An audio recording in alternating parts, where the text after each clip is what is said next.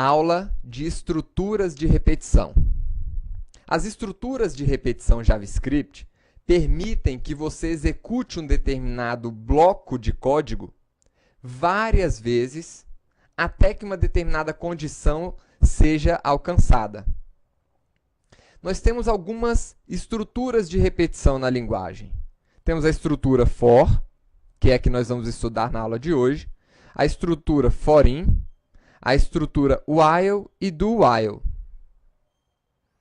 Então, essas estruturas de repetição, elas funcionam de forma semelhante às estruturas condicionais que nós acabamos de estudar. Então, a estrutura if, por exemplo, ela vai permitir ao código JavaScript informar que esse trecho de código deverá ser executado se essa condição for atendida.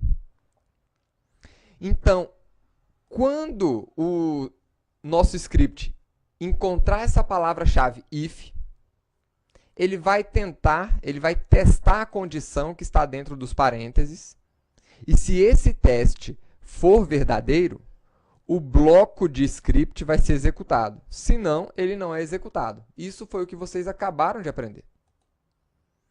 A nossa estrutura de repetição for trabalha de uma maneira muito semelhante. A linguagem JavaScript identifica essa palavra-chave for e, caso o teste seja verdadeiro, o bloco de script vai ser executado. Então, nessa estrutura de repetição, nós temos aqui alguns elementos. O primeiro é a própria palavra-chave for, que indica que o script encontrou uma estrutura de repetição.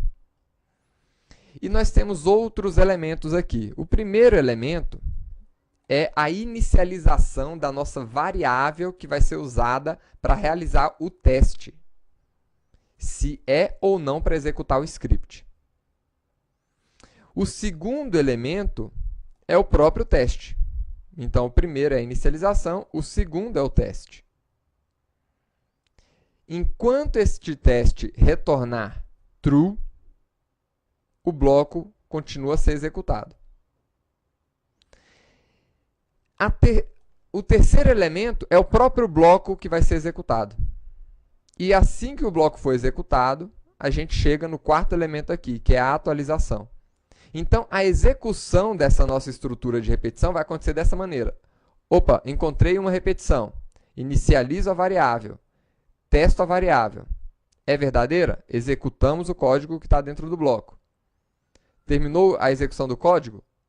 Atualiza novamente a variável e começa de novo esses passos, né?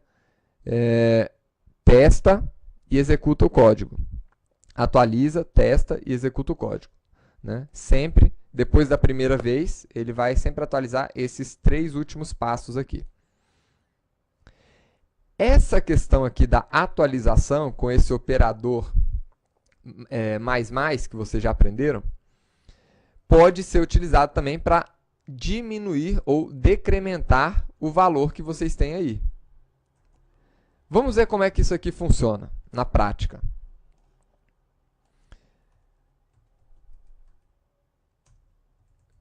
Dentro dessa nossa estrutura, eu vou apresentar o valor da nossa variável i. Então, no primeiro momento, ela vale 0 e ela foi apresentada aqui. Vejam que ainda não foi atualizada a nossa variável. No segundo momento, nós atualizamos a variável, ela vale 1. No terceiro momento, vale 2. E agora, como 2 é o último número menor do que 3, ele vai sair da estrutura for. Ou seja, assim que essa condição não for mais verdadeira, ele pula esse código, né, esse bloco de script que estava sendo repetido e passa a executar o script que vem logo após o bloco. Uma outra coisa que podemos fazer aqui, apenas para incrementar um pouquinho mais esse nosso exemplo. Vou colocar aqui um texto e eu vou incrementar este texto aqui dentro. Então, texto vai ser igual ao próprio texto mais o valor da nossa variável. E aqui no final, vamos apresentar o texto como ele vai ficar. Então, 0, 1, 2. Né? Porque na primeira vez valia 0. Como eu estou adicionando o valor dessa variável a um bloco de string, né? Então ele interpreta isso aqui como string e coloca 1 e 2, que são os outros números que nós temos. Nós já vimos em outras aulas que nós podemos diminuir essa expressão com esse operador mais igual. Né? A gente pode adicionar o valor de i direto no valor do nosso texto dessa forma. Vou aumentar um pouquinho mais aqui o número de itens do nosso for e ver o resultado. Né? De 0 a 9 aqui. Agora vamos separar esse nosso texto, cada um dos elementos, com uma vírgula. Então, eu vou adicionar uma vírgula ao final de cada elemento. Vamos ver como é que vai ser apresentado. 0,1, 2, até o 9. Como eu disse para vocês, é possível, inclusive, fazer essa repetição decrementando a nossa variável. Se a nossa variável começasse com 10 e eu quisesse que ela fosse de 10 até 0, então, enquanto i for maior do que 0, eu executo essa operação. Então, eu poderia decrementar a nossa variável para ter o efeito aqui inverso, né, de contagem regressiva. Tá bom? Nós poderíamos também fazer uma operação aqui para verificar quais são os números pares. Então, os números pares de 0 a 20, quais são? Como é que a gente poderia fazer isso? Com a nossa estrutura condicional, né, que nós já aprendemos, if, eu posso fazer uma verificação. Qual é a verificação que a gente quer fazer? Qual é a condição que eu quero validar? Eu quero ver se o resto da divisão de i por 2 é ou não igual a 0. Se for igual a 0, significa que é um número par. E aí eu vou adicionar esse número aqui no nosso texto. Se não, eu deixo de fora. E aí nós temos todos os números pares de 0 a 20. Se eu quisesse incluir o número 20, i menor igual a 20. Então, nós temos aí. Uma outra coisa. Percebam que o último número ele está vindo aqui com uma vírgula no final. Eu não gostaria de ter essa vírgula no final. O que a gente poderia fazer para evitar isso? Eu poderia verificar aqui. Então, vamos lá. Eu quero verificar, né, se o nosso i é igual a 20, que é o último número. Se for igual a 20, eu não quero incluir essa vírgula. Caso contrário,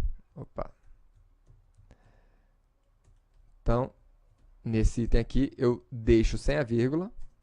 E se não for igual a 0, aliás, se não for igual a 20, aí eu apresento o número com a vírgula. Então, teríamos aí o nosso 20 sem a vírgula.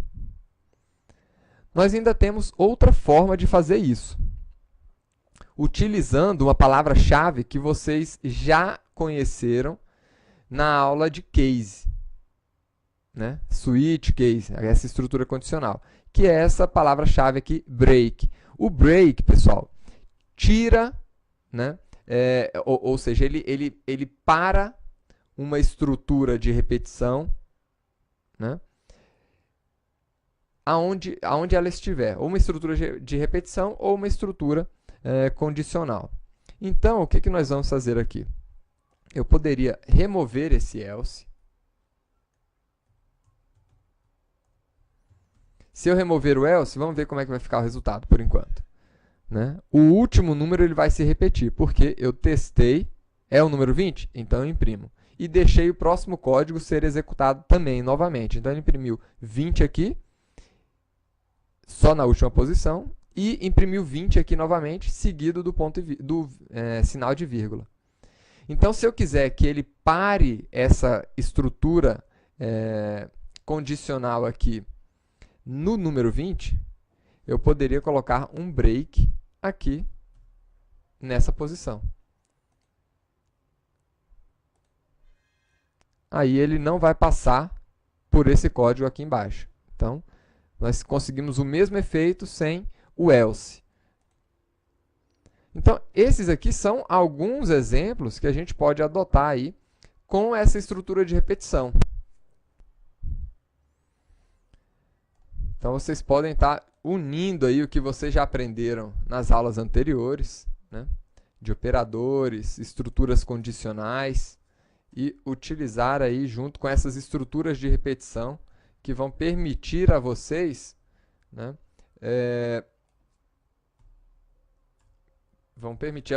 aí executar um mesmo trecho de código repetidas vezes. Quantas vezes esse teste for verdadeiro. Agora só tomem cuidado, pessoal, com os loops infinitos. Se a gente colocar um true aqui, né, esse teste sempre vai dar verdadeiro. E se ele sempre vai dar verdadeiro, o nosso script sempre vai ser executado aqui. Isso aqui seria quase que o equivalente a uma tela azul do Windows, né?